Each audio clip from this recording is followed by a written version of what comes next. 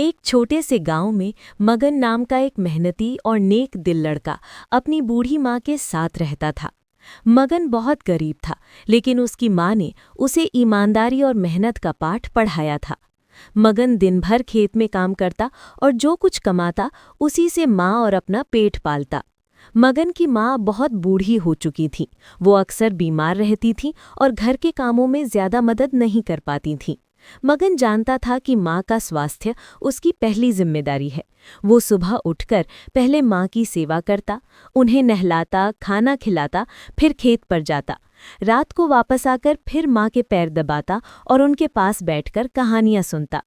गांव में कुछ लोग मगन की गरीबी का मजाक उड़ाते थे और कहते थे कि कितना कमाता है जो अपनी बूढ़ी माँ की सेवा में इतना समय बर्बाद करता है।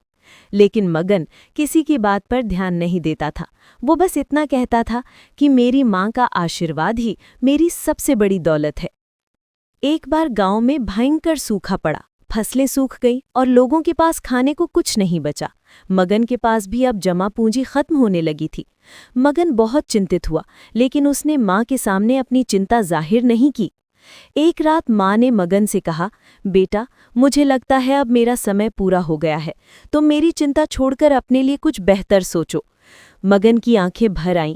उसने कहा, माँ, आप ऐसी बातें क्यों कर रही हैं? आप मेरी शक्ति हैं।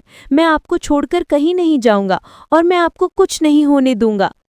अगले दिन सुबह मगन ने हिम्मत जुटाई और गांव के मुखिया के पास गया। मुखिया ने मगन की ईमानदारी और माँ के प्रति उसके प्रेम के बारे में सुन रखा था।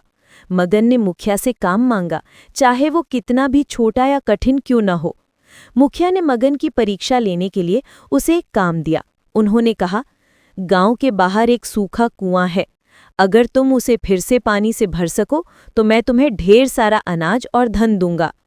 मगन को ये असंभव काम लगा, लेकिन माँ के चेहरे को याद करके उसने हाँ कर दी। वो रोज कुएं के पास जाता और पूरी ईमानदारी से उस कुएं को साफ करने और उसकी मरम्मत करने में जुट जाता। गांव वाले फिर उसका मजाक उड़ाते, अरे मगन पागल हो गया है, सूखे कुएं में पानी कहाँ से लाएगा? मगन बस मुस्कुराता और अपना काम करता रहता।